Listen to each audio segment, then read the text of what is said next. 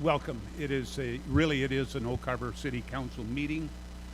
It is 6 p.m. I'd like to call this meeting to order. It is November 8th. We are meeting this evening as yesterday was both the first Tuesday of the month and Election Day, and per the adopted council calendar, our council does not meet on Election Day.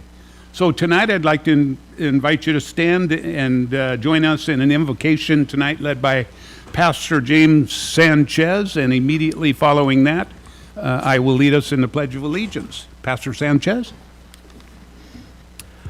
First off, I'd like to say thank you for having me here this evening. It's an honor and a privilege to join y'all.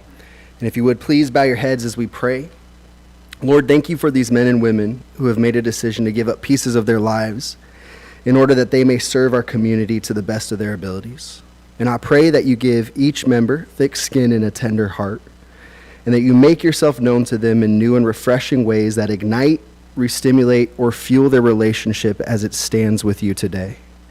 God, I thank you that your word charges us to pray for those in leadership so that we all may lead a peaceful and quiet life, godly and dignified in every way. So bless each one of these leaders with wisdom, discernment, and a heart to see our city and community succeed and to be a beacon of hope in the Northwest. In Jesus' name, amen.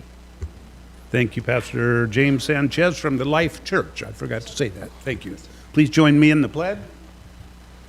I pledge allegiance to the flag of the United States of America and to the republic for which it stands, one nation, under God, indivisible, with liberty and justice for all.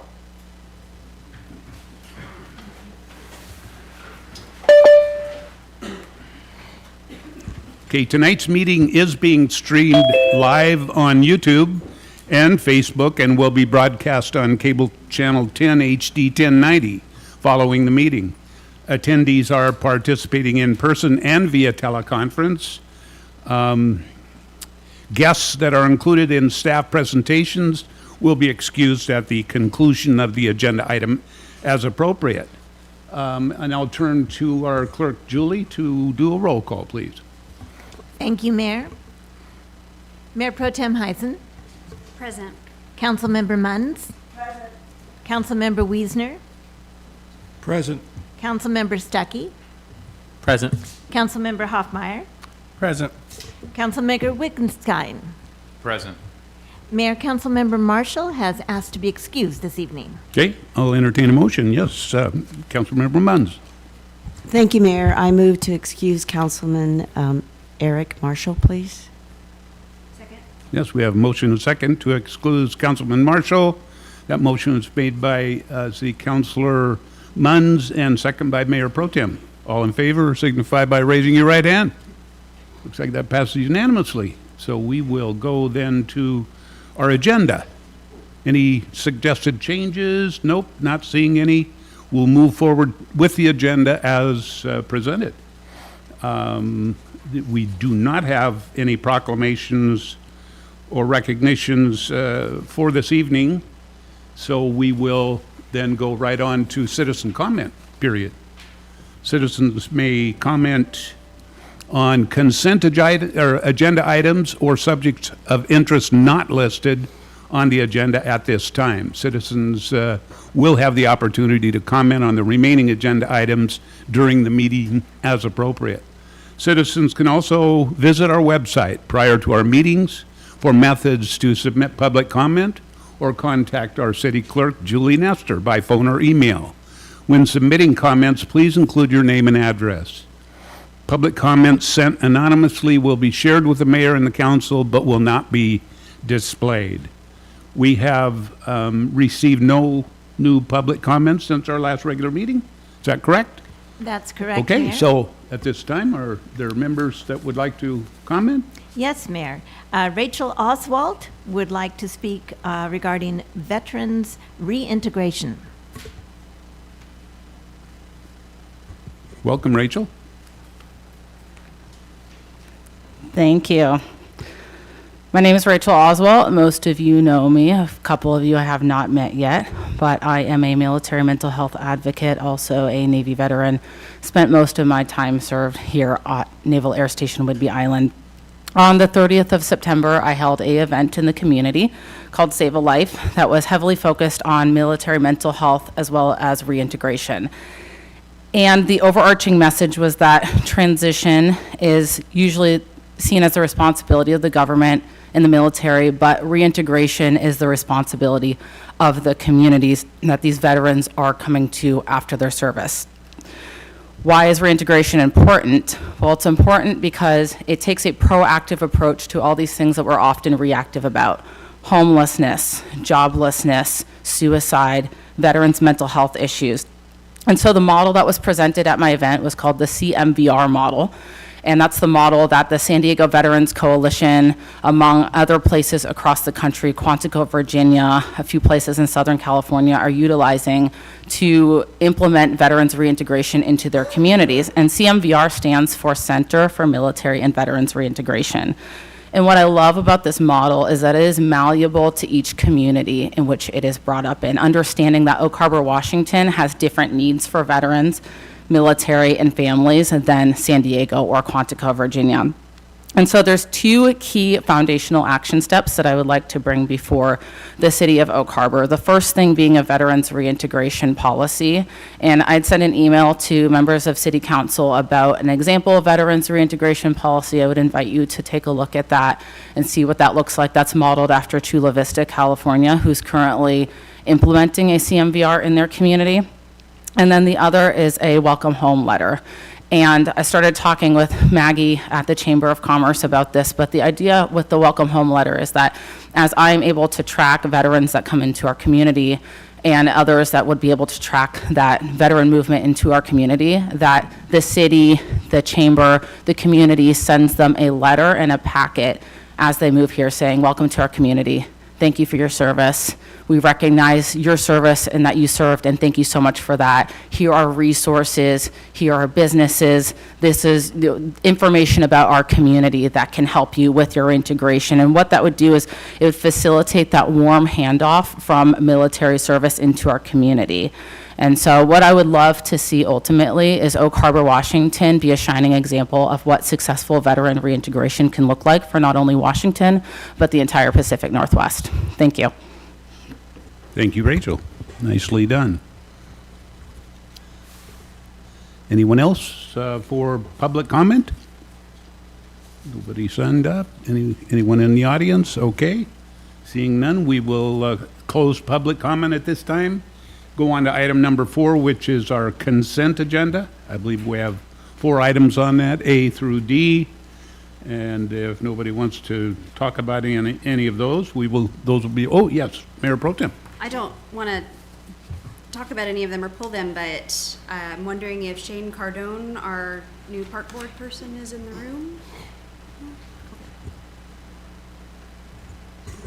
Yep, good. Maybe he's watching. Shane, welcome. Okay. Yes, Councilor Hoffmeyer. Similarly with D, I don't want to pull that off either.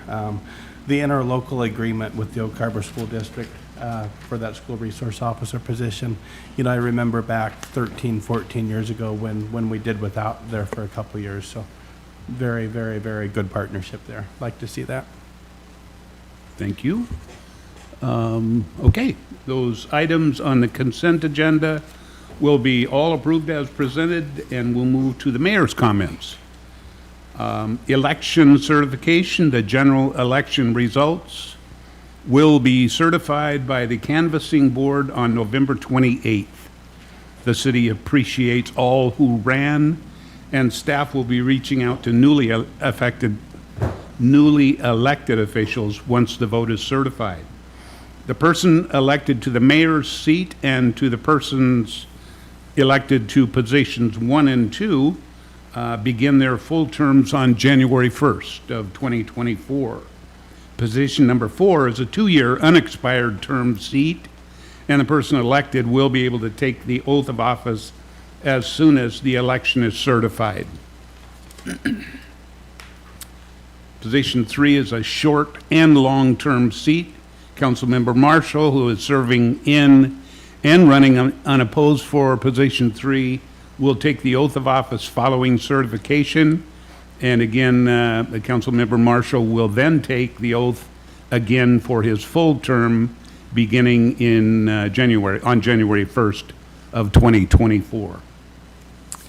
Okay, so the Association of Washington Cities Elected Officials Workshop is Saturday, December 9th.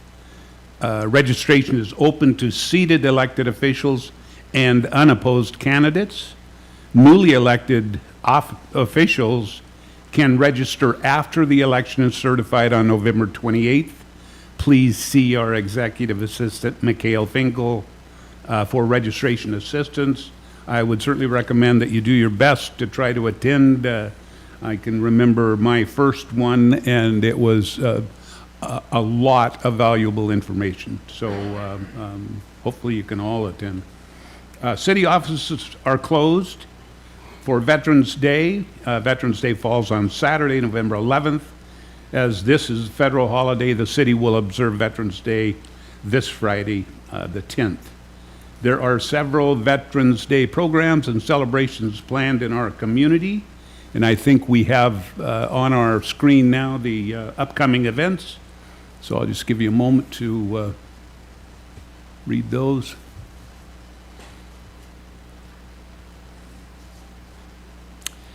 So Veterans Day is a special day, of course, especially for the city of Oak Harbor and our partnership with NAS Whidbey. We have a number of veterans in our community. We have a very active Navy League, and both on behalf of the city of Oak Harbor and its citizens, we appreciate not only our veteran population, but our active duty men and women. We appreciate what they do each day, so thank you so much. Having said that, I'll turn to the council now for council comments. Yes, Councilor Munns. Thank you, Mayor. I just want to remind everybody that everyone needs food, and usually you remember it easier with the holidays. But I have some statistics, and I just ask that anyone, I don't care if it's $3, 3 cents, $20, whatever, but Help House can stretch that money really well. But just from last January to the end of October, we have spent $117,511.94 just on basic food. And that's not counting the food that people donate, like fill the bus and things like that. We've distributed 5,420 baskets through the end of October. We have fed 11,287 people with those baskets, which is larger than Coopville and Langley put together when you think about it. So any amount would work. If you want to give something, they could always use cake mixes with frosting, gravy can or packaged flour, sugar, and canned olives, because those are little extras. But right now, we're usually averaging 500 baskets a month. And that's not counting, we usually have extras because of some military families that could use that little extra boost for the holidays. So just keep them in your heart, and would appreciate any and all help for the food bank in town. Thank you. Thank you, Councilor Munns. Councilor Wiesner. Thank you, Mayor. First off, I'd like to welcome Shane Cardone to the Parks Board. Obviously, the citizens are what drive these boards and committees, and we take their input very valuable. They do a lot of the heavy lifting for us. So welcome on board, Shane. Lots of stuff going on in the Parks Board right now, and so a lot of exciting things ahead. And secondly, I just wanted to recognize some of the comments that Rachel made there. I've actually known Rachel for, 6 years now? When you were active duty military, probably one of the first people you met in town, I think. Very proud of all the accomplishments she's made over the years. She has a nationally recognized podcast involving, military and depression and suicide in the military. It is a real issue. And I think this is a great time for the cohesion, for some pull-through. I know that when we were back at the Pentagon, the Admiral actually brought up the subject of reintegration and military mental health. And that's, so they recognize back there at their level that it's present. But let's face it, it has to be dealt with at a local level, right? I don't think the people from back in Washington DC can do a lot to help reintegrate people back into the work environment in our community, right? And so I think it's a great opportunity to get behind some of the examples that Rachel's brought us, and become that model little community, right? Let's face it, we've always embraced the military, right? This is one more way to embrace it while enhancing our community, because there's a lot of valuable skills these folks have, and to be able to keep them in our community and reintegrate them into our community, into our work environment, would be nothing but a boon for the city too. So I just wanted to say that. Thank you, Rachel, for all you're doing. Mayor Pro Tem. Thank you, Mayor. I wanted to thank NAS Whidbey for the Community Leadership Forum that they held. I was delighted to be invited and to participate in that. It was absolutely fascinating. Stuckey was there, Mayor was there, Blaine was there, and our Public Works Director was there. It was fascinating. I took pictures of all the slides and was delighted to find out that they weren't considered classified, so I'll be posting them on my social media. Just really, really incredible to see the numbers and how they quantify. Anyway, you had to be there, and so I'll post the slides that I was able to get a clear shot of. The information was fascinating, and so really pleased to have done that, and I hope that we get to do that again soon.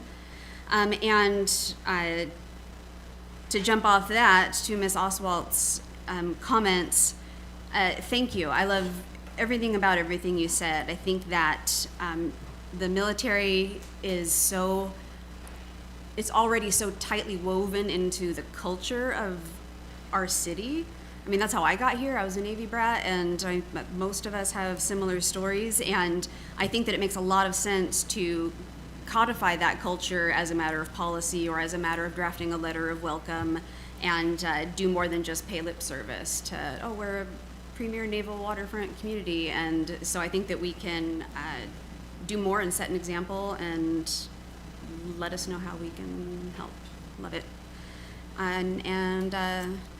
Yeah, that is it. Oh, sorry, one more thing. Congratulations to everybody who ran a good race in the recent election, and those of you who prevailed. And it's a little, there will be some learning curves, but it's going to be an interesting next few months. So welcome, and now I'm really done. Thanks.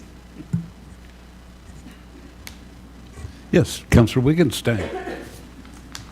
Yes, I have a couple of things. I want to thank Rachel, yes, for all you do and anything we can do to help support as a city and even as a citizen. I'm on board, as you well know. I was very fortunate to participate with Rachel in September 30th, so thank you. And again, welcome to the new park board member, Mr. Cardone. And I'd like to thank not just the city of Oak Harbor, but the community of North Whidbey and Whidbey Island in general for their support, and especially the churches in our northern end that have helped with our homeless situation in Oak Harbor. For 5 years, the Haven has been running out of churches voluntarily, basically opening their doors for these people to come and have a place to sleep and rest their head at night. And a week ago, this past Sunday, the Whidbey Homeless Coalition was able to open the church up that they purchased out on Morris Road, and is officially up and running. And sometime this week, our showers will be running too as well, which will really help just kind of give them some dignity. And now they're sleeping on twin mattresses versus those old mattresses that you kind of find in the jails. I think the chief knows what I'm talking about. So they're just super pleased, and we're happy to be able to do that. And I can't thank Oak Harbor and North Whidbey and all of the support from our churches in our community that have been opening their doors and supporting that. So thank you. Councilor Hoffmeyer. Yeah, real quick here. Rachel, when you reached out and asked if you thought council would listen to this, yes, they do. I feel so blessed to be part of one of the best councils I think Oak Harbor's ever had. And, each member up here is an open ear to the community. And I'm hopeful that we can, make some progress with the reintegration here. So thank you so much. Okay. Okay, thank you, council. That concludes that section of our agenda. Then we'll move on to item number 6A, under public hearings and meetings, ordinance number 1981, setting property tax levies for 2024. And to present this evening, we have our Deputy City Administrator and Finance Director, David Goldman. Mr. Goldman? Thank you, Mayor. Good evening, City Council, staff. This is David Goldman presenting the annual property tax levy ordinance. So under state law, the City of Oak Harbor is required to address its annual property tax levy before November 30th of each year. So per state law, the maximum increase of property taxes without a vote of the public is 1%. There was a bill discussed this year by the legislature to increase that limit to 3%, but that item failed to gain traction in this year's legislative session.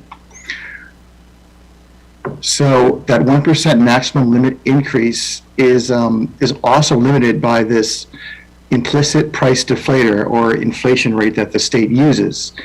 If that implicit price deflator is less than 1%, then in order to go to 1%, a substantial need ordinance would be required. However, the index is over 1%, it's 3.67% for this reading, so that additional ordinance is not required for this year. This is our historic implicit price deflator chart. You can see that most of the years it was over the 1% line. And where it was under 1%, the city also passed that substantial need ordinance. So why is the 1% property tax levy needed? It's to keep pace with the long-term impact of inflation, to maintain the existing level of services provided by the city, and not implementing 1% will affect future years' property taxes. So the scenarios available are to make no change, to levy the maximum of 1%, which will bring in an additional $74,000, keeping in mind that this calculation is done before the calculation for new construction improvements and some minor corrections that are done by the assessor's office. This is an overview of the current levy rates. This, of course, will change next year when all the jurisdictions decide on their levy rate. Currently, the total for the entire tax bill is 8.95 mils per 1,000 value of assessed value of the property. You can see the City of Oak Harbor here is 2.49, and all the other taxing jurisdictions are listed here in the chart. You see that, the Oak Harbor School District is here. Then you have some state school levies that are applied to every district throughout the state of Washington, and all the other districts that you can find within our taxing district. So this chart shows that the assessed value increased from last year by about 9.5%. And that's on top of about a 20% increase the prior year to 2023. And if you remember back to the primer that I showed the council earlier this year, as assessed value goes up, the actual levy rate will go down. So with an assessed value increase of about 9.5%, that levy rate that you saw in the previous chart will go down by about 17 cents per $1,000 of assessed valuation, or about 6.9%. The 1% levy increase, as I said before, will generate about $74,000. The amount from new construction and corrections from the property assessor is about $35,000 for a total increase of a little under $110,000. Then you can see here in the chart, this is the 2023 amount and the 2024 amount, increase for about $110,000. So this is a chart of the 1% versus not doing the 1%. You can see that the green line shows the 1% increase to 2030, And the blue line shows what the property tax collections would be if the 1% was not done in each one of these years. By the time you hit 2030, the difference would be almost $500,000 in property tax collections.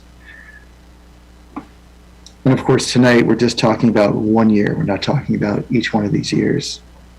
And this assumes, of course, a 0.5% increase based on new construction, which is about the average that we've seen.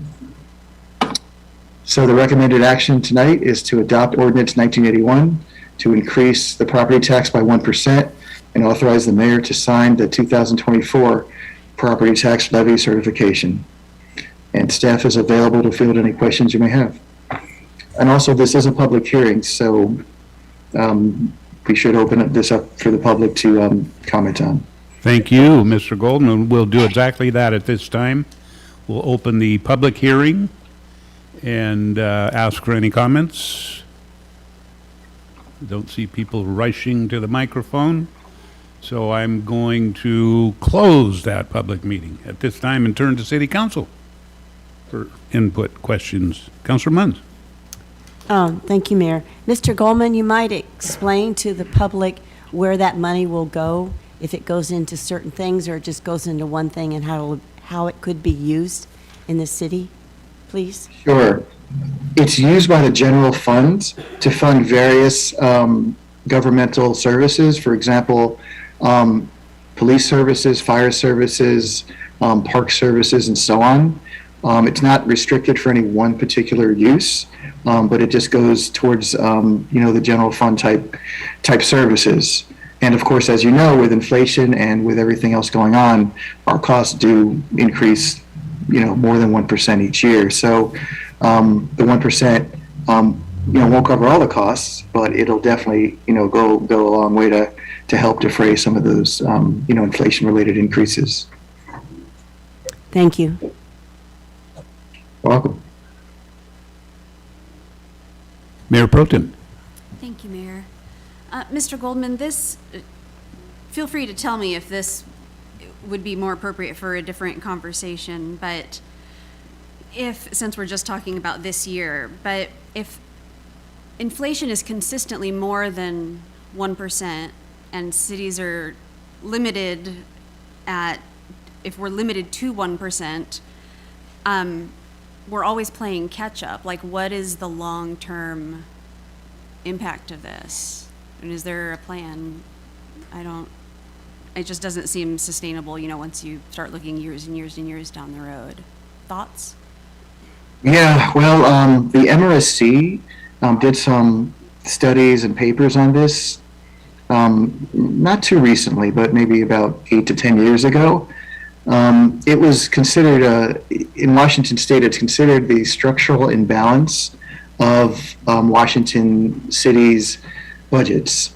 Some major resources like property taxes are limited to 1%, whereas, of course, inflation and expenses usually go up by more than that 1%. Some cities rely very heavily on property taxes. We're lucky in a way. We have a very diversified revenue streams. I mean, our property taxes are about 25% of our general fund. We also have sales taxes, which go up as the economy does well. Of course, if there's a recession or things start to level off, the sales tax increase can stop. So that could be an issue with that. We also have utility taxes as well as a major revenue stream. But those are dependent on the rates that are charged out, and we did reduce the rates last year for our residents. But those rates are still pretty high, and we're working, of course, to see if we can lower those rates even more. But one of the knock-on effects of that is the utility tax is based on those rates. So when the rates do go down, there is less utility tax money that comes in. As far as the solutions go, the state, this is something that the the Association of Washington Cities recognizes. Our state legislature recognizes. There was a bill earlier this year during the legislative session to change the 1% limit to 3%. It didn't gain the traction that it needed to move forward. There is talk about perhaps bringing that back next year or years after that. But it's hard to tell where the future lies for that. But, I can just tell you the plan is to continue to diversify our revenue streams, continue to look for grants and other types of revenues that can continue to fund the services that we provide to the citizens. That's reassuring. Thank you. Good explanation. Welcome. Councillor Stuckey. Yeah, I think I understand the economics of this, and the long-term impact is beyond the 74,000 or so. But of course, there'd be some people who would say, hey, if the city's doing well, cut us a break, a token amount, but cut us a break. The short answer, how is the city finances? I know it's a very subjective question. Well, the city's finances are pretty stable. They're not going down right now. Of course, that could change if there's a recession or if the economy was to, take a turn for the worse. But from what I've seen so far, we've been pretty stable. Things have been pretty, pretty decent shape. So it's hard to, but I can't really predict if there's going to be a recession. There's talk there might be a government shutdown in a few weeks.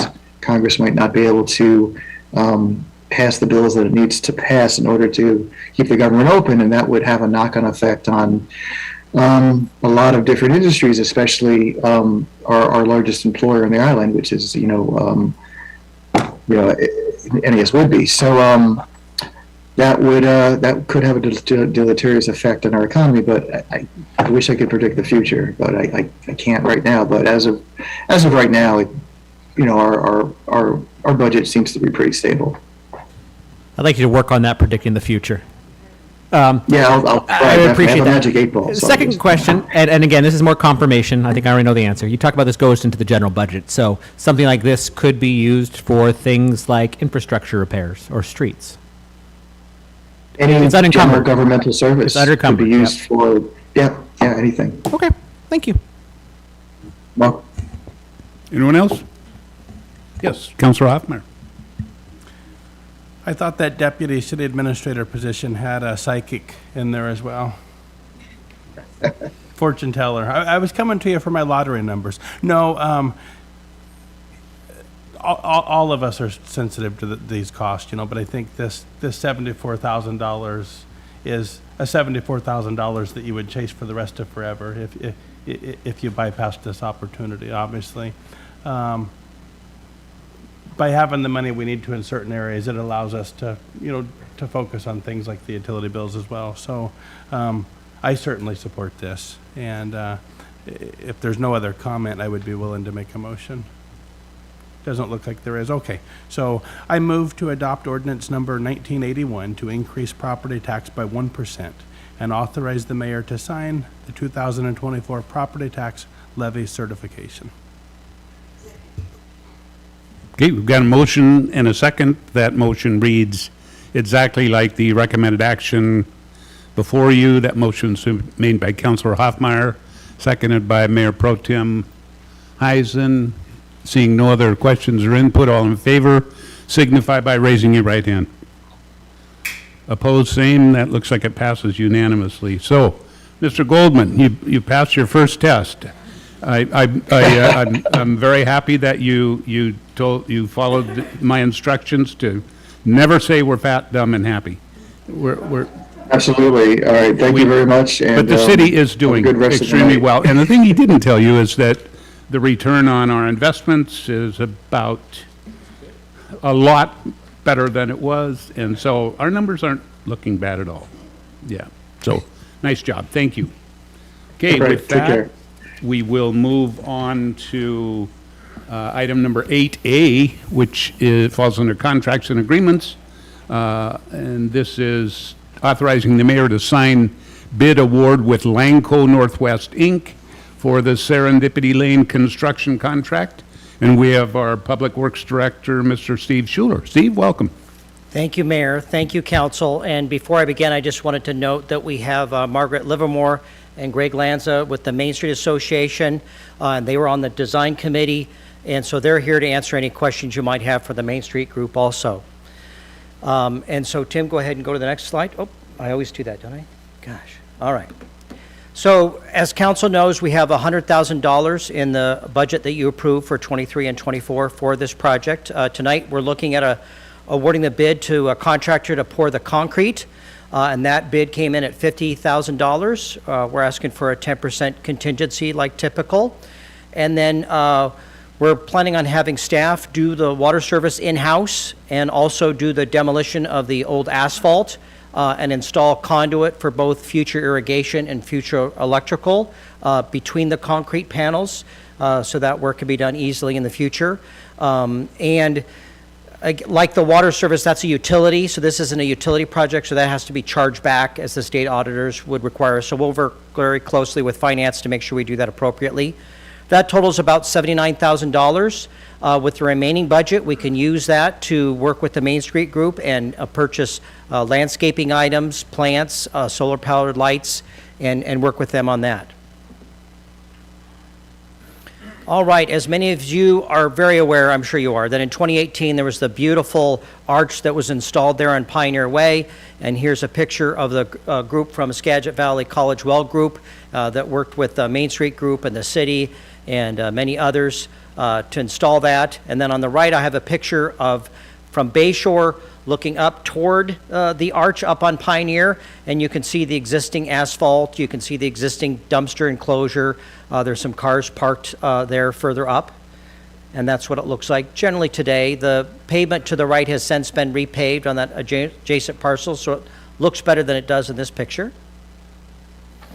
All right, and this is from your packet. I've just colored it. The brown is the existing condo building, and then the red color is where the new concrete would be poured, and the green would be where there'd be new landscaping areas. So as you approached, you'd be surrounded by these landscaping areas. As you came up this new concrete, they'll be scored on about 3 by 3 foot sections.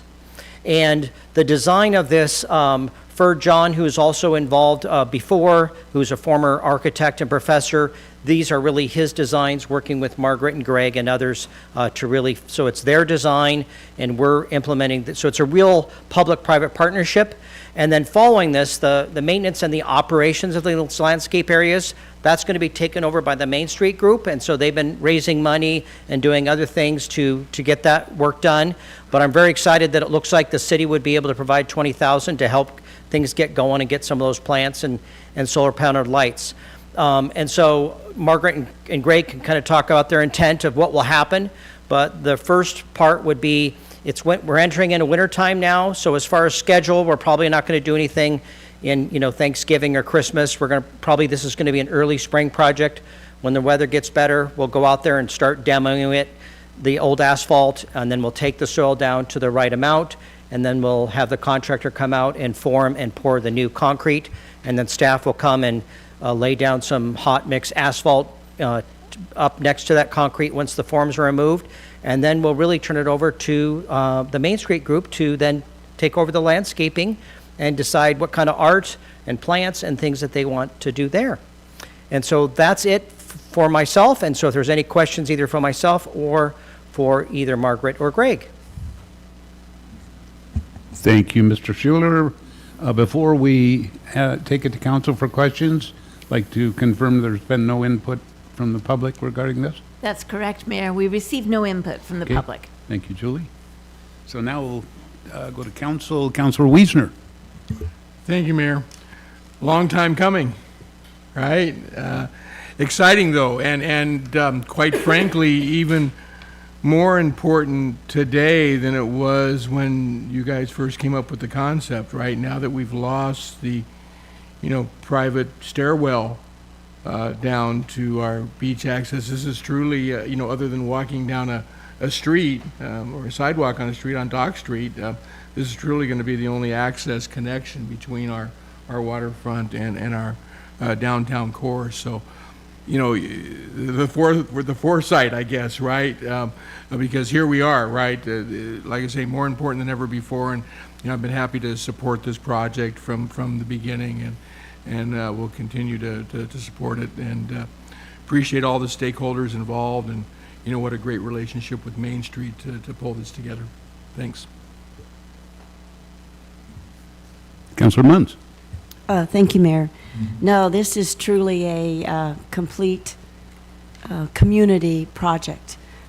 John had the vision and worked very hard with Main Street being on their board for many years.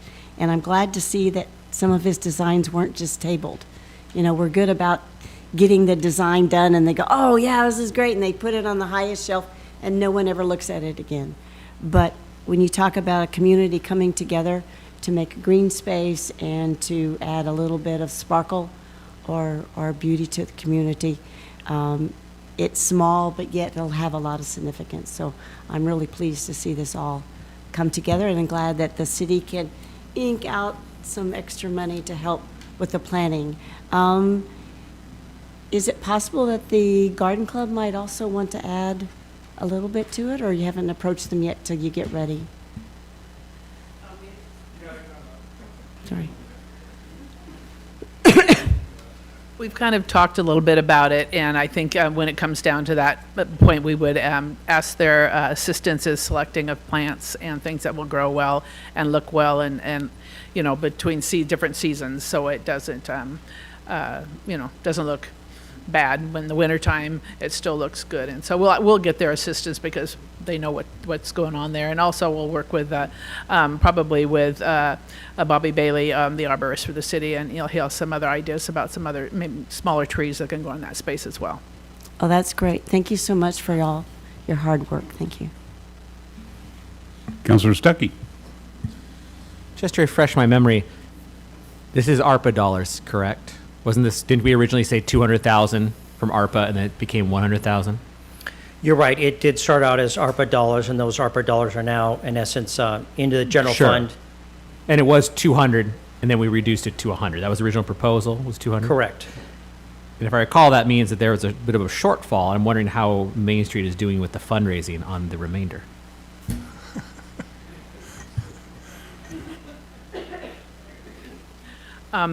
We had in our budget for this current year 40,000 to add to that project. Unfortunately, thank goodness this year we won't have to spend it because we are short on funds. The B&O tax program where we raise most of our money is short this year. People are not donating or pledging their B&O tax to us. So thank goodness we can hold that extra 40 over for next year and put it in next year's budget. We received a grant from Island Thrift. We're going to be putting a mural on the corner, on the side of the condo building, and so we received $8,000 toward that project. So that helps. I know we have some other donors who have pledged that they will give $1,000 toward the project. So we're working slowly. We received grants. Different types of grants for little parts of this and a little part of that. So it's nice that the concrete is not taking as much of the money as we thought it was going to do. The Main Street's meeting tomorrow with Lanco and with the city to look at having us do another bid for the concrete borders around the gardens, because that wasn't part of the initial bid, so we can't add it to Lanco's bid. So Main Street's going to add another bid to the project so that we have a border around the gardens. I guess I'm trying to get a bit of a concept of a ballpark number of how much we're short at this point. I mean, we're going to do this concrete work, and I want to make sure that this actually becomes what it's supposed to be. And so well, the concrete, the city will pay for. That's part of the $79,000 that is in that bid, and then all we have to do is put the borders around, and Main Street can cover that part, and the city has the rest of the $21,000 to go toward plants. And I want to work with Home Depot. You can get grants through Home Depot for people to help you and for product as well. So I think we're good with it. I mean, our goal is not to leave a half-finished product. We want it to be finished and look great. Okay, that's what I was looking at. I was just making sure. I'm like, hopefully we're not short $100,000, Oh, no. and who knows where that's going to come from. So No, I think we're good. Okay. Unless Greg has something he wants to add. appreciate it. Got it. I also understand that some of my farm equipment will be down here doing some of the work. So we're gonna, it's a project that is important to us to implement and finish. And we're gonna put the manpower in necessary And that's a lot of probably dollars that we're going to save in that area also. Great. Thank you. And then just to add to that, Mr. Lanz and I will argue whether we use beautiful horse manure or maybe some of our own biosolids to amend some of the soil. So, Oh, goodness. I won't get into too much details tonight. Yeah, let's not, we're in too deep already. Mr. Hoffmeyer, did you? Yeah, just real quick, Margaret, it's been and Greg, it's been a pleasure working with you guys on this since the start there. And when you put that farm equipment to use, just let me know if you guys need any help. Be glad to show up. Thanks. Councilor Wigginstein. Yeah, I just have a question about, we're putting this in, you guys are putting water in, I'm assuming for watering the plants. Have we thought about a water station? I know that it can't be up all year round probably or whatnot, but I saw the one on Pioneer getting used a lot this summer. It had the dog dish on it, which we have pets in this community. And if people are gonna be walking down there, is that something we can consider putting in there or making space for it to be able to go there at some point? Because we don't have enough water stations. You know, I like to be able to fill my water bottle up every once in a while and. Right, that's a great question. No, it's not part of this budget and this scope. The city will be tapping the water main that's in Bay Shore and bringing that and putting in a water meter, and that will end, in essence, our work as part of this scope. And so, but that water will be available either to use for irrigation or for a water station.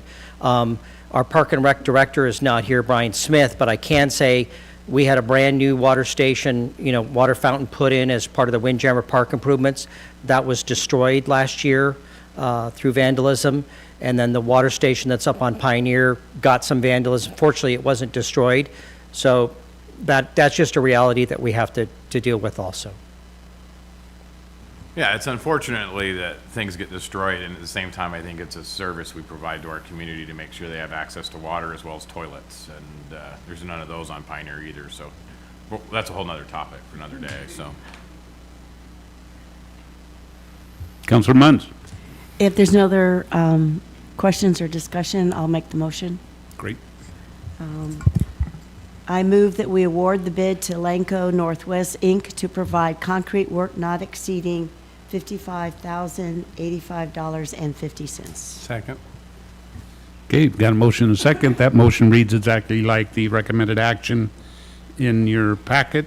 That motion was made by Councilor Munns, second by Councilor Hoffmeyer. Seeing no other questions or input, all in favor signify by raising your right hand. Any opposed? No. That passes unanimously. Well, I would like to say to Mr. Schuler and to Mr. Oborn, and I believe we have a few other staff members that have stepped up our partnership side of this project, and I think, to answer Mr. Stuckey's question, I think that we've got a little more skin in the game than we initially planned, but we want to help make this happen and get it done right. So it's because of you and your attitude, especially at Public Works. So thank you. Thank you for that. Thank you, sir. Okay. We'll move on then to our next item, which is B, 8B, I guess it is, Professional Services Agreement with David O. Watershed for the East Stormwater Outfall Repair. And we have our city engineer, Alex Warner. Welcome, Alex. Thank you, Mayor, Council. Yes, I'm Alex Warner, your city engineer, and I have today a professional services agreement with David O. Watershed for the East Stormwater Outfall Replacement Project. So where is the East Stormwater Outfall? It is located by those blue condos, as we refer to them, down by the baseball fields of Windjammer Park. It's known as the East Outfall, as we had a project about 15 years ago to rebuild the West Stormwater Outfalls. As you can see down closer to the lagoon, they were two 42-inch stormwater outfalls that needed to be extended out into the bay so they could properly drain. Well, we have another issue that those were having now over on the east side of Windjammer Park. And that issue is the stormwater outfall terminates on the beach somewhere between high and low tide. So every time we get a tidal change, sand and debris, driftwood and things are brought up and start to clog that outfall. When it gets clogged, it doesn't have enough pressure to drain out from up to Bayshore, to City Beach, and even to Pioneer. So we have to send out our maintenance crews, and it could be, king tide, 3 a.m., the middle of winter. They have to go out there and dig that out with shovels. So it's handwork, it's very intensive. It's definitely not something that they look forward to doing. So we've had this project on our capital plan for a few years now. The original idea was to put a small extension to the end of the pipe, kind of do a cheap and easy fix. We purchased a product for $32,000. Then in consultation with regulatory agencies, including the Department of Fish and Wildlife, they informed us that if we do this work on the beach, regardless if it is simply something we're attaching to the end of the pipe or if we're extending out into the bay for more of a long-term fix, it's going to be a similar permitting process, similar amount of time to get through those approvals. So we decided to regroup and look for a long-term solution rather than trying to do the simple fix. Originally, we had budgeted $125,000 for design and feasibility and $250,000 for construction. So we put out a request for a proposal. We got back a couple, and we've been able to negotiate with DCG Watershed, formerly known as David Oak Consulting Group. They merged with the Watershed Company recently. We've worked with David O, now DCG, before. Had good results on another stormwater outfall project back in 2018. They have some local consultants on their team, Dubin Environmental, Fraser Surveying's right out of Oak Harbor here, and Geoengineers has an office in Bellingham. I believe it's their closest office. So it's a phased project for this feasibility and design.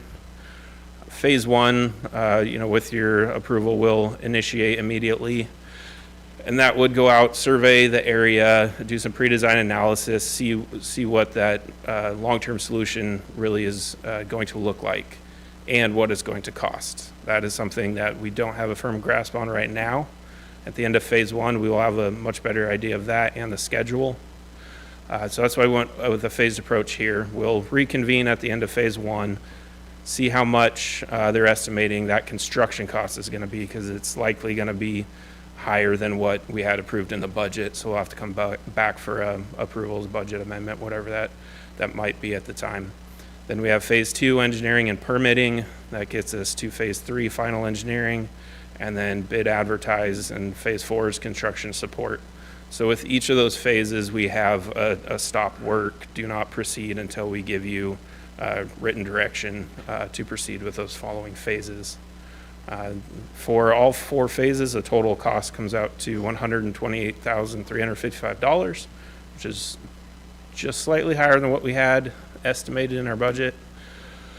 So with that, got the recommended action on the screen for you, and I can answer any questions.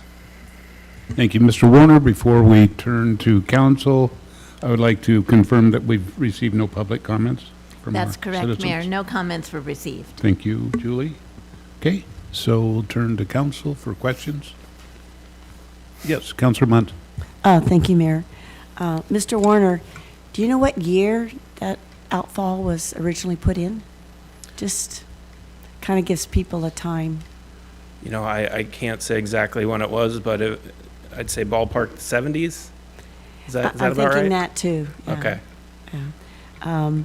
And unfortunately, it seems like some projects just keep getting kicked down the road. Mm-hmm. But I know that our crew, as he said, it could be 2 o'clock in the morning with a high tide, and it's plugged up, and then it's causing other drains in the roadway where our cars go, that it actually lifts the manhole up, and we've got flooding.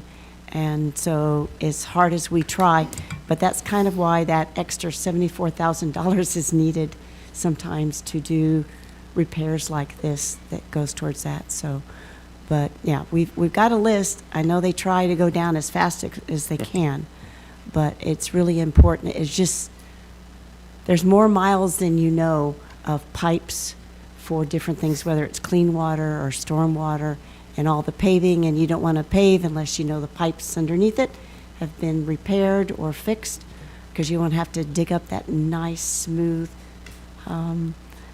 asphalt. So thank you very much on that. Councillor Stuckey. I know I'm going to regret this question, and coming under budget, that's probably a pipe dream.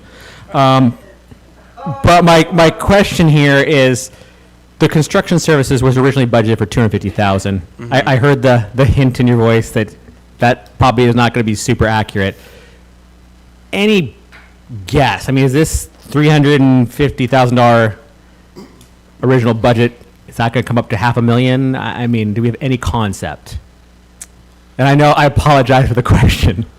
Yeah, I would have to say at this time, I don't have enough information to make an educated guess on that. Perhaps my boss has a better gut feel for that. I just want to know how much is coming down the pipe. Thank you. I don't have a better answer. I think it's important to understand that in the past, when this would plug up, we would send our excavator down there and be able to dig it out. We are no longer able to do that because of the environmental requirements, and so it has to be done by hand. And so that makes it very difficult and very onerous, and that's one reason why we're looking at a better, longer-term solution. And so the engineering on this is pretty simple. We're just going to be extending a pipe, and so I could tell you how many sticks of pipe that is and give you a very precise estimate. That's not what the issues are. The issues are the environmental mitigation costs, which are very difficult to calculate until we go through the process. So most of the costs are going to be dealing with the environmental issues, not with the basic engineering issues, if that helps. Kind of. Thank you. Yeah, sorry, we just don't have an answer with that because it's very complex and robust process. Sure. Okay, I appreciate that. Councillor Hoffmeyer. I don't know how this is the topic, making me uncomfortable tonight. I think I seen a light come on in the HR office. No. Alex, so the proposal of extending the pipe 30 to 40 feet, are we sure that's going to be enough? Will the feasibility part of this look into that? Yeah, that was a carryover from the project description from several years ago. So that was our best guess at that time. But we're going to have DCG Watershed do a full analysis. So you can kind of throw that 30, 40 feet number out the door, and we'll see what they come back with. And like I said, once we're done with phase one, we'll have a much better idea of the cost. We'll likely have to come back, and at that time, council will have to vote on if we're moving forward with that, right? Sounds good, and we'll get Wendy writing that grant, hopefully. Thank you. Yeah. Mayor Pro Tem. Thank you, Mayor. Forgive me if this is a silly question, it might be, but extending the outfall it's still in the water, and when the tides come up, there's still going to be debris and stuff filling it up. I'm just, logistically, I'm wondering how extending it further into the water would be helpful. I think that would just make it harder to get to clear out. Are we doing more than just extending it? Are we doing anything to block it, to keep things from filling it up? I don't want to make the problem worse. Sure. I'd imagine we'd have a similar treatment to what we did with the two 42-inch stormwater outfalls, where the benefit of extending it out is you get that tidal action in the water rather than being up on the beach where you have all the sand and the driftwood. So you're below that action area. Okay. Then you put a rack on there to prevent anything from coming up the pipe. Okay. I know occasionally our guys go out to the 42-inch at low tide and clear off mussels and things off the grate. But it requires much less maintenance. Okay, so just the nature of it actually being underwater means when the water goes out, the stuff will just go with it, and it should. Yeah, it's a factor of the elevation, and it'll still be tidally influenced, but So we should have much less of this maintenance. All right, I feel better. Thank you. Councilor Weister? Thank you, Mayor. Alex, on probably, well, it's the same subject, but heading kind of a different direction. The old Passage Street outfall is now tied into this east outfall, right? I mean, we don't really have a outfall at Passage Street now. There used to be one at the end of Passage Street before, I think before your days. There's an old vault there at Passage Street. Right, that was the original sewage treatment vault. Okay. So that's now been plumbed into our treatment facility. So that's a separate system. So that's tied into treatment as storage capacity for sewage treatment?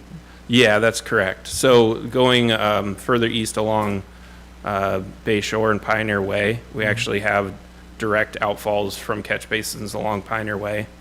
So we have, I don't know, maybe like 15 to 20 more of these, but they're going from a single catch basin out into the bay rather than this one. I can go back to the map I had.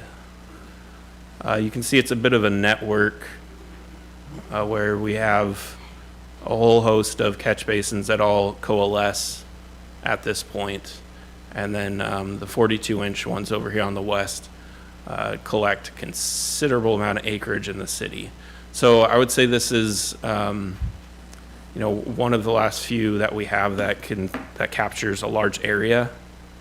One more I can think of is at the end of Regatta, where that comes down along the Navy property and the schools. That's another one, but that one's a bit higher up on above the beach, so there's not much of a maintenance issue with that one. Yeah, and it certainly, I mean, to me, it would make sense, to have that extend further on the water, because obviously putting it below the tidal surge, the driftwood drifts at the top, right? It doesn't typically drift at the bottom below the surface, so I guess that would make sense. And I concur. I think that was probably put in the late 60s, if I remember correctly. I remember it being installed by, prior to us, as kids racing hydroplanes right next to it. So, yeah. Thanks for all the info. Appreciate it, Alex. Councilor Wittgenstein? Yeah, my only question really is, what's our timeline?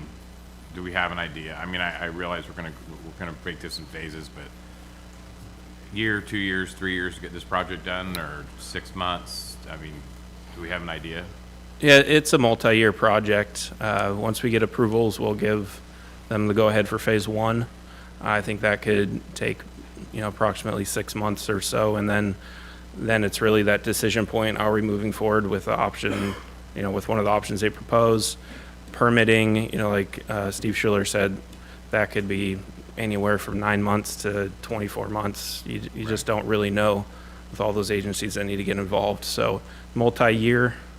As for construction, it gets a little hazier with all those unknowns, but it's not happening this summer, I can tell you that. Great, thank you. Yes, Councilor Munt? Are we ready for a motion? Yes. Looks Just like it. one comment. Why do we have to pay another part of the government money so that we could fix something that needs to be fixed? I don't understand that.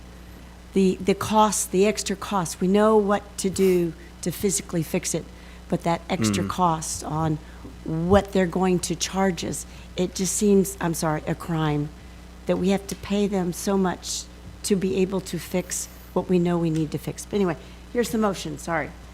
I move to authorize the mayor to execute a professional service agreement with Devo DCG Watershed to complete engineering of the east stormwater outfill replacement not to exceed $128,355. Second. Okay, we've got a motion and a second. That motion reads exactly like the recommended action in the packet. Motion made by Councilor Munn, second by Councilor Wittgenstein. Seeing no other questions or input, all in favor signify by raising your right hand. Any opposed? Nope. Looks like that passes unanimously. Okay. Thank you, Council. We will move on then to item number 8C, which is a professional services agreement with Crossroads Strategies LLC for Federal Relations Advocacy and Advertisement, or Advisement, I'm sorry, Advisement. And for this, we have our city administrator, Mr. Blaine Oborn. Blaine?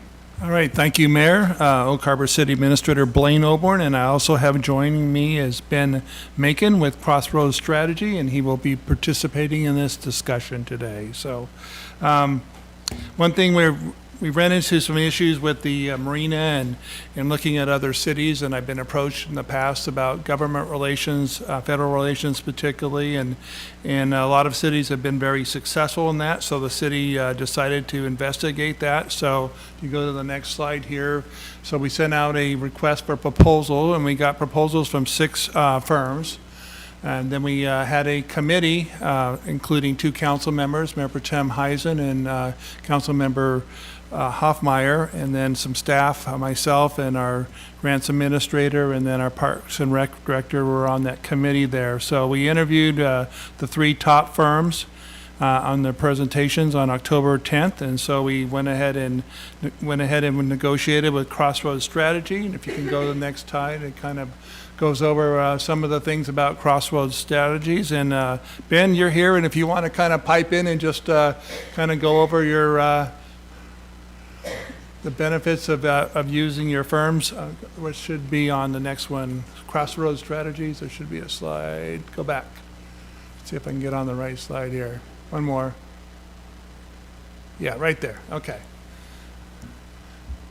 Go ahead, Ben, if you want to kind of talk. I think one of the, I'll just kind of prep a little bit here is, 2 major areas that we have related to federal government is the marina and the military, and so we wanted a firm that really focuses on those areas, but certainly anything from parks and recreation grants to a lot of host of things where we look for grant funding or look for need to work with the federal government. This federal relations strategists really help them, and they really have a lot of experience, been doing this a long time, bipartisan advocacy, and have worked for and been very successful with other organizations with issues related to federal government. And so certainly we've talked about the marina and all the issues we have, but certainly this is it's only one of the areas we would use this firm. So Ben, if you're there, you want to kind of reiterate a little bit more of your experience and how you can help the city.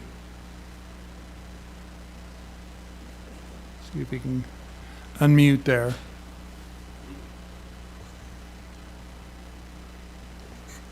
We might be having issues with the connection here, so I'll just go ahead and we can come back to that. So, who's joining now?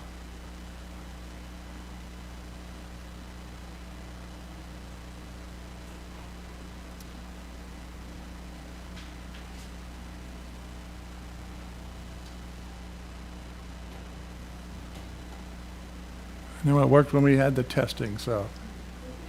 Okay, I can come back to him at the end, so hopefully he'll be able to come in. So just going on to services here that we're providing here. So we do our, certainly they're going to meet with the council, meet with staff, and talk about our priorities related to the federal government, coordinate our visits to Washington, D.C. And one thing we learned from our annual visit is maybe it makes sense for us to go more often in talking to a consultant. A lot of times when we go with the National League of Cities, the senators aren't available because everybody in Washington's there, so certainly we'll look at that.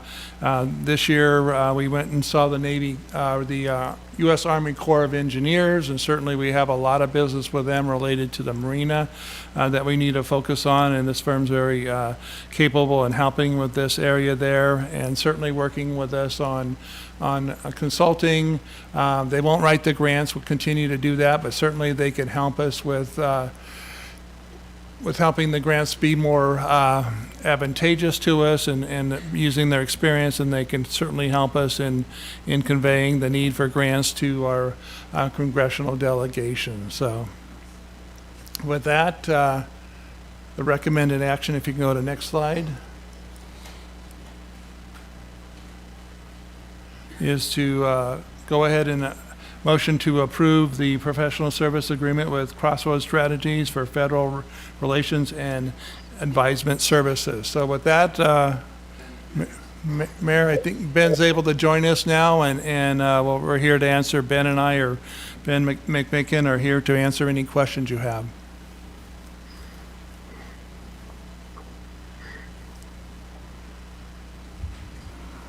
Okay, Ben's not connecting, right? I'm here now. Can you hear me now? Yes. Yes. Yeah, I'm sorry. My computer picked the worst time to take a break.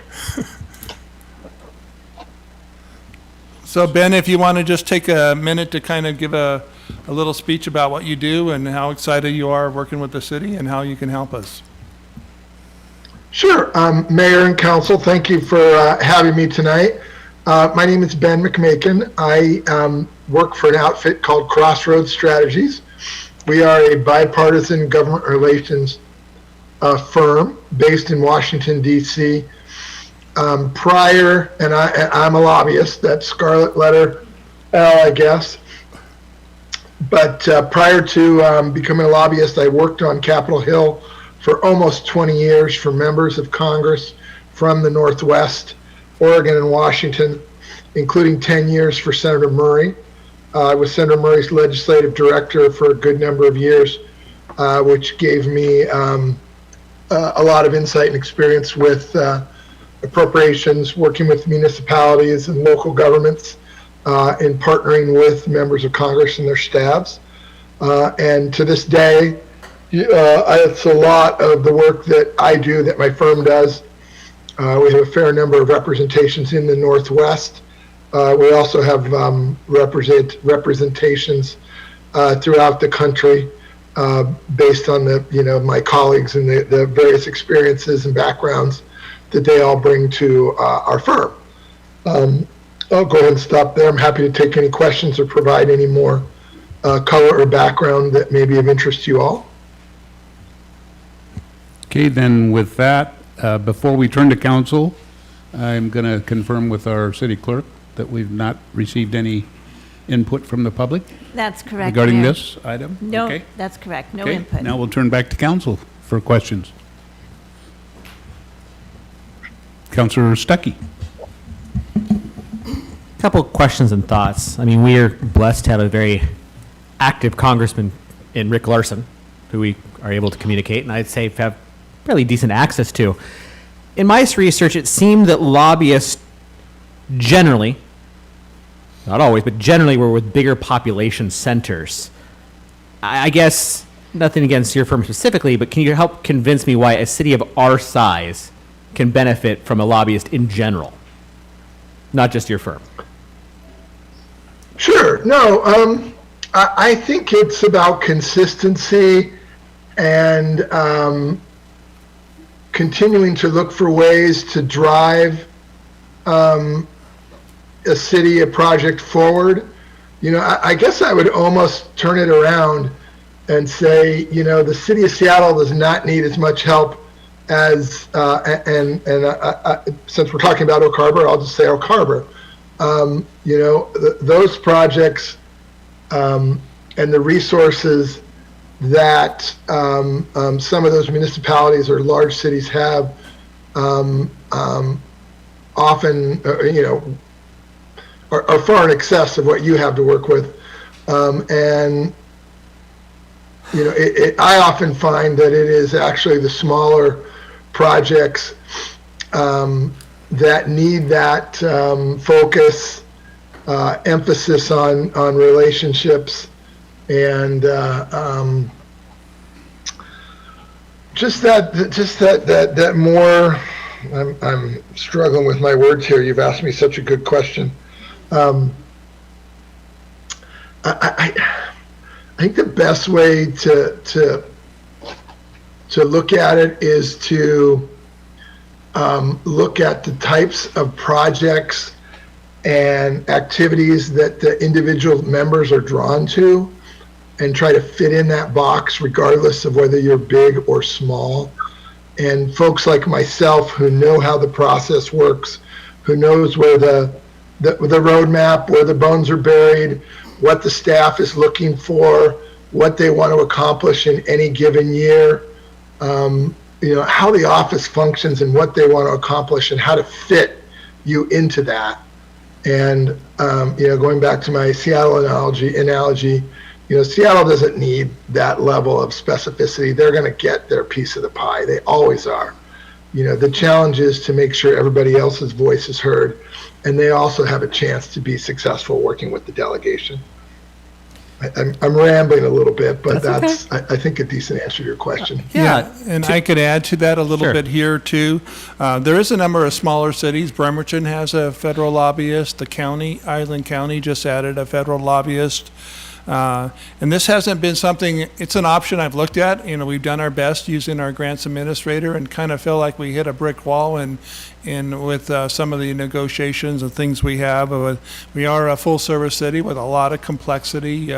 So we do have a marina where we're kind of at disadvantage because in Washington State, most of the areas that have the complexity we have with a marina are tied in with a port authority. And so it puts us behind the curve here. So I think this is about a leveraging, and Ben did a good example about how we're doing this. And it's economy of scale too, by using a firm that does this day in and out for multiple cities. We kind of get a smaller piece of that. We don't need to hire 3 people like a large to be in-house lobbyists, and we don't really have that experience. And so by reaching out here and as long as we feel this is beneficial to this, we continue to utilize their services. And of course, I'm looking at the amount of his contract, the $84,000. Obviously, if we're talking about coordinating visits beyond our normal yearly visit, that's also an added expense. While I understand lobbyists is not just about getting grant dollars, that's a good chunk of it. Yeah. We do have a full-time grants person, do we not?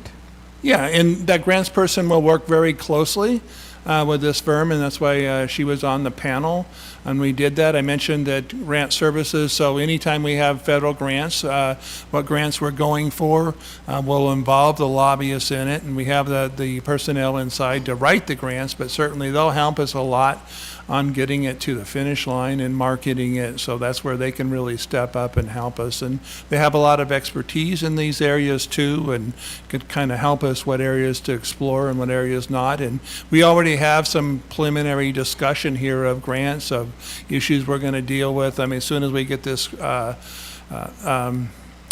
signed, we're going to move ahead. There's some window opportunities we have right now in getting into the current federal budget. So certainly we want to get them going. And so, time's kind of clicking here. So the sooner we get them going, the more we could do it. So there's certainly a lot of window here. And that came out in the discussion here. And I think some of the representatives on the panels can kind of attest to that, looking at six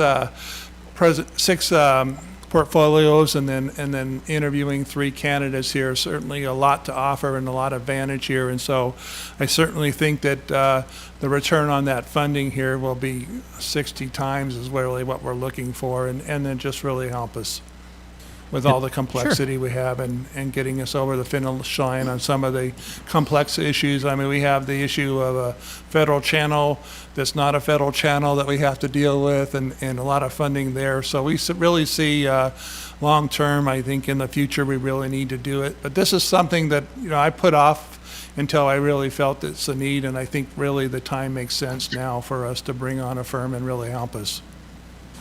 You brought up something I didn't realize. You mentioned the county recently hired a lobbyist. Yes. Wouldn't that lobbyist, in a roundabout way, also be working for us, like indirectly? On some areas, they will be that overlapped, but they're not going to, on a lot of the areas we're focused on that we need to focus on, they're not able to focus on the marina issues and some of the other grants we have. There's some transportation grants. We did a combined Safe Streets for All that was kind of done through a county level. So there'll be areas where we'll do that. But then there'll be areas where it makes sense for us to go alone, and there's certainly plenty of areas where it makes sense to go along. And we certainly gave that firm an opportunity to apply, and they weren't one of the 6 firms that applied. And my last question, I know it's in their contract a little bit, but $84,000 for a 12-month contract, is that pretty much unlimited services? Is that bill at a certain rate? I mean, what exactly is that getting us? Ben, if you want to make it, it's a good answer, or a good question for you on services. Yeah, it's it's a monthly retainer based. Obviously, we don't do an hourly rate, but we view it as unlimited services in working directly with the congressional delegation and wherever else we can add value, whether that's, consulting on how you engage your federal representatives here, how you encourage your state and others, local business, the military community, the base, how you coordinate all of that to advance the city's interests. There is, we don't put any bounds on where and how we can be helpful. We also, if the council or the city doesn't see value in this effort, there is a 30-day out at any point. We envision a yearly contract, but if at any point this does not work for the city, there is an easy off-ramp for whatever reason, and we understand and respect that. But, our objective is to help you succeed, and the more you succeed, the longer you're going to work with an outfit like us. So we are invested in advancing the city's priorities and drawing federal attention to what you're trying to accomplish. Thank you. Councilor Hoffman. Yeah, contrary to popular belief, there is not a pot of gold at the end of the rainbow. I've chased down several of them. There isn't, but there is a chest full of money in Washington D.C. It's in the CDS chest that is locked up, and the key to that money happens to be, unfortunately, call it pay to play if you will, but the key to that chest full of money happens to be a lobbyist or a strategist. And, I think everybody's familiar with earmarks. And then earmarks went away for, I think, the better part of a decade, if not more. But they are back in the form of congressional direct spending. And I moved here in July of '99 is when I moved here. And for the 24 years that I've been here, the talk of revamping the downtown and revamping the marina, there's always been more ideas than there has been money.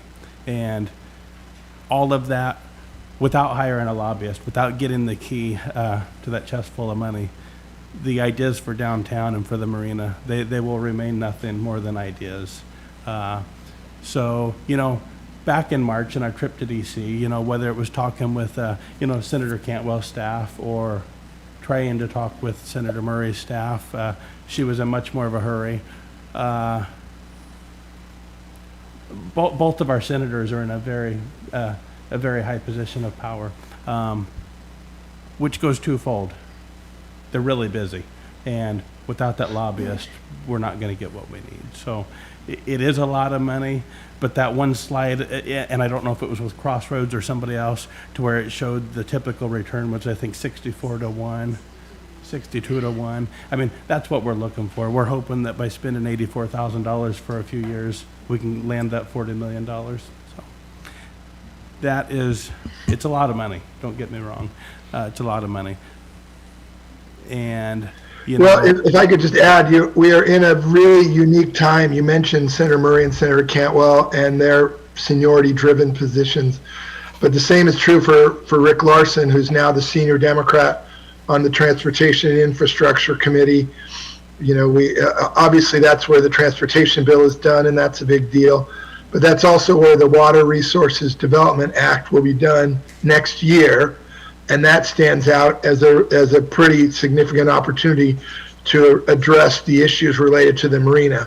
So I think that would be the first thing that we would really try to engage you all in the delegation on is getting moving on those bills that are going to move next year, not just your traditional appropriations bills, but that Water Resources Development Act, which is once every 2 years process. And Rick is going to have the pen for the House Democrats.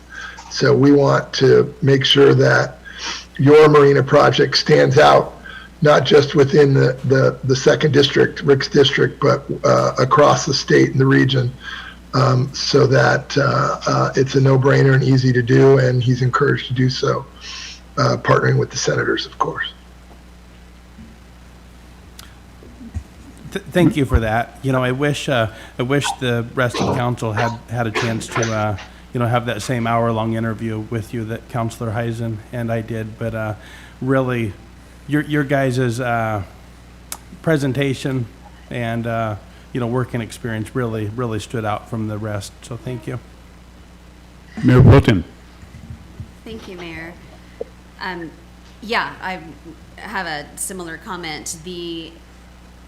All of the firms that we spoke to were really impressive, every single one of them. But Crossroads absolutely kept rising to the top in a significant way. They were significantly more impressive than the already impressive group that we spoke to. And the $7,000 a month or whatever it comes out to be, it's a lot of money. It's a significant investment, and we are taking a chance. But they were able to, in the materials, and maybe we can send their packet to the rest of council. Lane, A lot of their services are in the detail in the agreement. We just Right. drafted it into the agreement, so you can see the working plan, and a lot of their experience is just part of Exhibit A in the contract. Some of it's in there, but Yeah. but they were able to quantify an ROI that can be expected. One of the neat things about their firm in particular is how many people they have. This doesn't give us the amount that we're paying as opposed to a 1 or 2 or 3 person firm. This gives us access to, I think it's 34 people, Ben? I don't know, am I remembering? It's about 30. 30? Yeah, it's almost equally split amongst Democrats and Republicans. And the 3 primary people that will really work with the city are myself, Mark Numedal, who used to work for Congressman Larson, particularly on defense matters, and then Chris Miller, who you all met, who comes from working for Washington State Republicans on the House and Senate side. So it is, a bipartisan Northwest delegation with access to all of the resources at the firm. Thank you. Yeah, 30 people. And I'm glad that you mentioned Mark. The mayor and Councilor Munns and maybe Councilor Wiesner might remember a few years ago, Mark Numendal was the military liaison for Congressman Rick Larson, and he's the one that set up all of our Pentagon visits, and he even went with us for the day, and really knowledgeable and really impressive. And that's just one of the 30 people that are part of this firm that we will have access to. All over the aisle, they all have personal relationships or have worked with our representatives, and so they're going to be the first people to know when something is coming down the pike. So it is a significant investment. I think it's certainly worth a try. We do have that out clause if we feel like we're not getting a return. But like Councilor Hoffmeyer said, there are millions of dollars just waiting to be appropriated, and we need some of that. So I think that going after it with every advantage that we can is worth a try. So wholeheartedly support this. I'm really excited about some of the things that are happening next year and the year after. And so I think we're going to be happy with their work product. So I'm really excited about this. Thank you. Councilor Wiesner. Thank you, Mayor.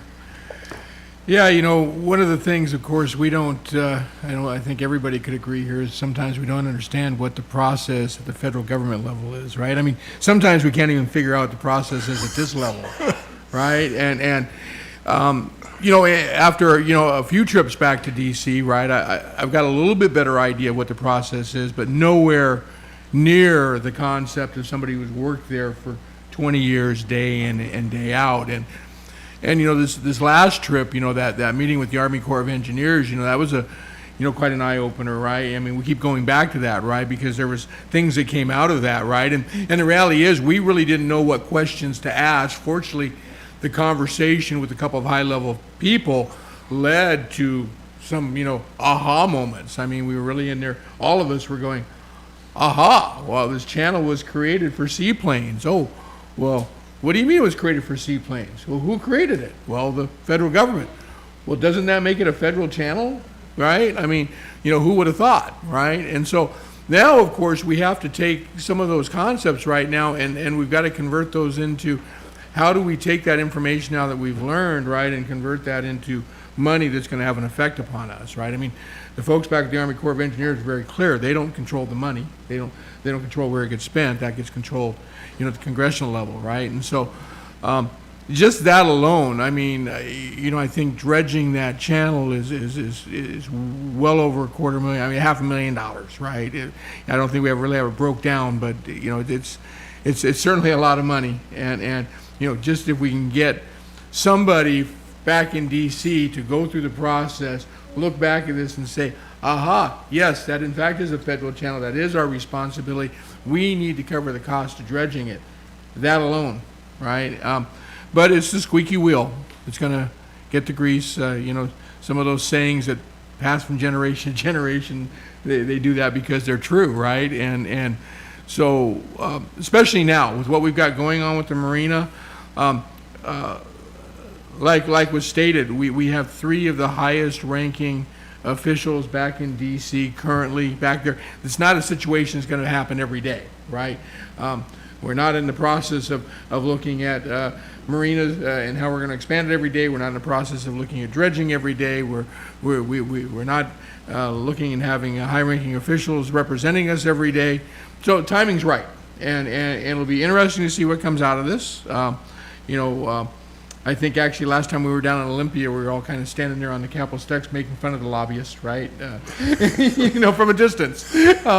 But at the same time, these are the people that know how to navigate something that I think even those of us who have been back there a few times will never fathom. Not in our time on this earth. So it's one of those things. Change and thinking outside the box sometimes, gets. You got to sit there and say, well, why isn't everybody else doing this, right? But at the same time, there was a point where, nobody did it, right? And so, I'm willing to take the risk moving forward. I did read in the contract with 10 days notice, we can terminate this contract. We can take a good, strong look at this, over the next few months and see what kind of connections are made. Obviously, we've got our, annual trip coming up in March this year, right? So it's not too far around the corner. That's going to be a biggie. It's going to be a follow-up trip to, there was something said about consistency, right? This is going to be a follow-up trip with some consistent messages from our city as to the help we need from DC. And so this is a important repeat trip with an important repeat message. And it'd be nice to have somebody with us that can navigate, get us into the right places, get the ear of the right people, and quite frankly, ask the right questions, right?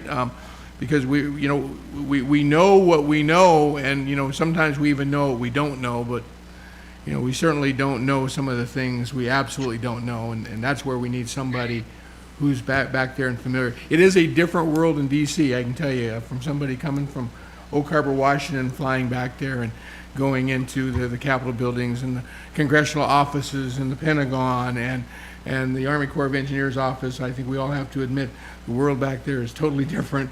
And sometimes when you're going back there, you can realize why sometimes we feel as though they're out of touch with us, right? Because quite frankly, they are, right? And it's us going back there and having those visits and having relationships, having relationships with people with relationships, right? That's going to make us successful, and there's some pretty big money on the line. Thank you.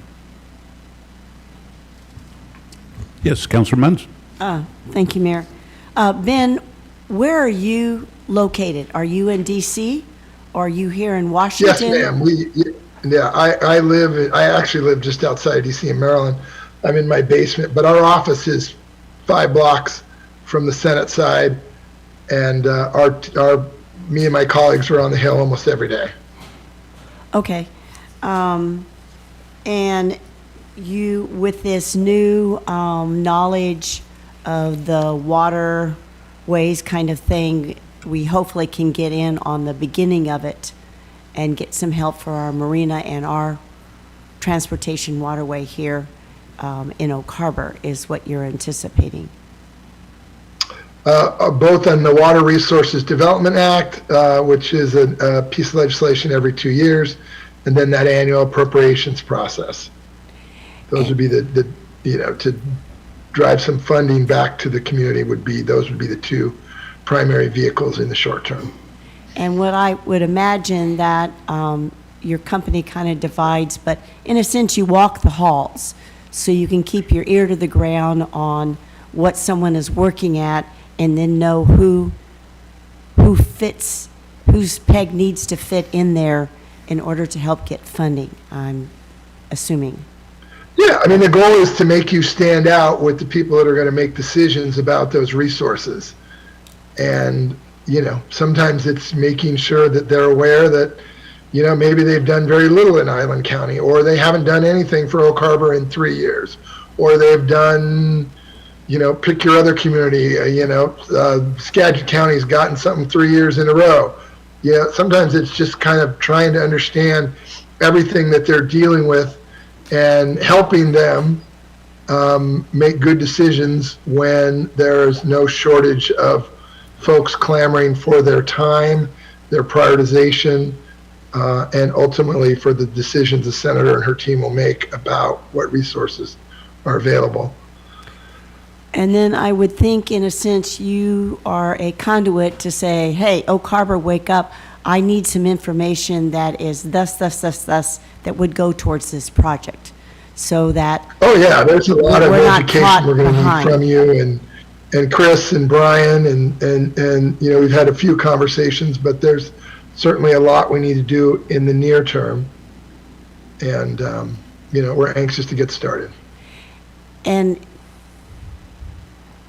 we have an out that we can get out of this, but realistically, how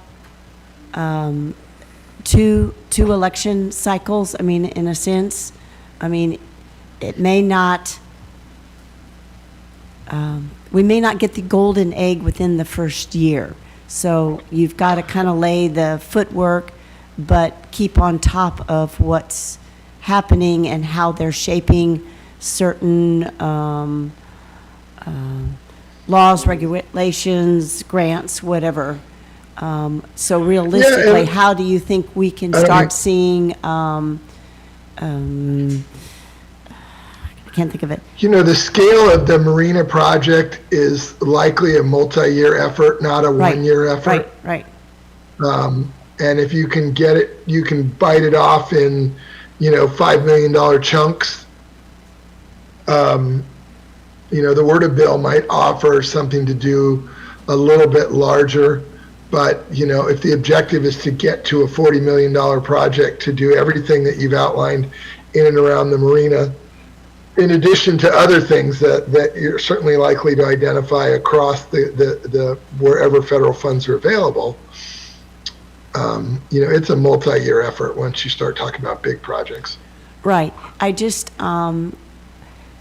we have new people on it now. We're having new people join the council in January, and expectations. You're saying you think for our dollar, you can give us this much percent back, which would be outstanding. Not for people to get disappointed on, I guess, making sure that there are plan updates on where we are so far, and it's a slow process. I realize just because I've been there, and the city, well, not the city, our area through Would-Be Task Force did have a consultant, and he kept his ear to the ground, and he could let us know when the Pentagon says, hey, they're going to start cutting money, and what we needed to do quickly to combat it and say, no, you can't do that. They have a good rapport. They're recognized for their past work. Rear Admiral Seeley, it was also for his record and his honesty through the years, but they can work very, very well.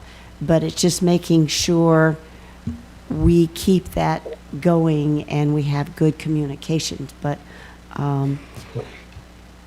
You've got to try. And the marina is something we don't want to lose. It's an asset that not all cities have. And we're not going to be a port district. It just tried 3 times, not going to go. But yet, the beauty and the people it brings into the city is absolutely amazing and something I don't think we want to lose. So thank you very much, Ben and Blaine. So we can give you, it's really, I hesitate to, guarantee a return for all kinds of reasons, but we can certainly give you examples of the types of projects, the dollar value, the scope of work, the types of things that have been done in recent years. And I think that will give you all kind of a sense of the realm of the possible. And then Blaine and I have talked about our team, certainly myself, coming out to the city in the relative near term. And at that point, we're certainly happy to I know that the city will be going through some elected transitions here. It's the course of things. And so we're happy to visit with others as they join the council or the city in whatever fashion. But happy to do that as well. All right, thank you very much. Sounds like we're getting close to a motion. Councilor Wittgenstein. Yeah, I just want to reiterate what Mayor Pro Tem suggested about the packets being sent out to all the council members. I think we need to do that. There's a lot more information than that's in our packet. I also received those and was able to kind of rate those and was unfortunately not able to attend that meeting. And yeah, the Crossroads jumped to the top at that point too. Oak Harbor needs to grow. We need to do some things, and we don't have enough money coming in to do it ourselves. So we need some help getting that war chest. We'll call it a war chest, but we'll get that money out of the federal government if we can. And experience speaks a long way. So I appreciate your time coming here today and speaking with us and helping share this with us, and look forward to what the future brings. And I'll make that motion. I got to find it again here. Hold on. You got it right there. I move to approve the professional services agreement with Crossroads Strategies for federal relations and advisement services. Second. Okay, we've got a motion and a second to approve the professional services agreement with Crossroads. That motion is made by Councilor Wittgenstein, second by Councilor Munns. Any other questions, input? Seeing none, all in favor signify by raising your right hand. All opposed, same. Okay, that passes 5-1. Okay, thank you very much. Good conversation. I can tell you that I've been to the Pentagon, I want to say 10 times in the last 16 years. And this last year was the first year that I ever participated in a meeting with the Army Corps of Engineers. So it was a wise move to set that up, and it was an interesting meeting because still today they can't claim that it is not a federal waterway from the point into our marina. So if we can get them to dredge at least that part, it'd be a pretty good time for us to combine that with our own needs in our own marina. The other thing that didn't get brought up is in the discussions that we had, not only with the Corps, but with Blaine and I went to see an attorney a couple of hours in Bellingham, one of the most renowned in the state for marinas. And he gave us several ideas, but one was the tribes use our marina, and the tribes get notice in the federal government. So all that said, yes, this is something different for us, but I think it's an opportunity. We know the marina needs to be saved. We know that it can be better, but it's expensive to own a marina. Anyway, all that said, thank you, council. That was a good conversation, good questions. And with that, I think we'll move to our last item on our agenda, right? Item number 9. Staying up late, Ben. Appreciate it. Yes. Gosh darn, that's right. It'd be pretty late back there. Okay. Thank you. We look forward to working with you all. Thanks, Ben. Okay, we'll move to item number 9A, approval of accounts payable voucher dash North Whidbey Park / Recreation. And I think for that, we have our Deputy Administrator and Finance Director, Mr. David Goldman. David, still awake? Yeah, I'm still here. Thanks, Mayor. So we didn't put a presentation together for this because, all the background information is contained within the packet. I guess to summarize, the City Council approved this contract to use lodging tax funds with the North Whidbey Pool Park and Recreation District for a JVMP slide. And please don't ask me what JVMP means. But the slide was purchased and installed by them, and they submitted for reimbursement per the terms of the contract. And following regular business practices, the voucher was included on the consent agenda with the other vouchers for approval, and it was pulled by the City Council for further discussion. The way it usually works with the vouchers, once an item gets to the point of where it is a voucher, it's already either adhered to an approved agreement or our purchasing policy, which is why the vouchers are on consent in the first place. So with that, the rest of the background is contained within the agenda packet. Councilor Wiesner. Thank you, and David, this may be a question for you, but probably a question for Hillary. Hillary, I should verify that we haven't received any public comment, please. I'm sorry. That's correct, Mayor. We received no public comment. Okay, sorry about that. Thank you. Thank you. Pro Tem. Hillary, you get what we're trying to do. We're trying to clear up this initial vote. And shouldn't the motion for the approval of this voucher, if that's the direction we head after discussion, shouldn't that motion be something more like along the lines of just reconfirming that council approves the recommended action from the LTAC involving this item and approves the payment of that voucher? Wouldn't we want that second part in that motion to make sure that we've got this cleared up? I am rapidly scrolling down to see what your proposed language is in the agenda packet. Currently, it's just a motion to approve the voucher. It doesn't talk about the acknowledgement that we're approving the LTAC recommendation along with the voucher.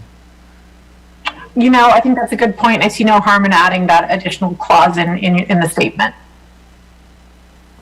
Okay, I'll let everybody discuss this, but I just wanted to make sure we got that out there first, because I think that's the intent of this entire discussion. Thank you. Anyone else? Councilor Wittgenstein? Yeah, I support that exact thing. I think that's the reason we're here, is to make sure all the i's and t's are crossed and dotted like they're supposed to be, in order to make sure it's all above board and there's no questions. There was obviously some questions, or it wouldn't have been pulled. And so I think that's kind of where we're at. So we definitely want to make sure we have the wording correctly in this motion so that it is all above board. Mayor Pro Tem. Real quickly, just for future notice in voting, if any one of us or a member of the public feels that a council person should recuse themselves on a vote, then speak up. It's part of the parliamentary process. Any person present can object, or any council person can object and request that a council member recuse themselves if they're not volunteering to do so, and we think that there's a good enough reason. Obviously, we need to be realistic. We live in a small town. It's just everybody's into everything all the time, and so but if we feel really strongly, we need to speak up at the time. It says in our council rules that failure to object when offered the opportunity shall constitute a waiver of that objection. So if we don't say something at the time, then that's our mistake. So just for future reference, obviously I support the motion and, yeah, looking forward to moving on. Thanks. Councilor Mundt. Thank you, Mayor.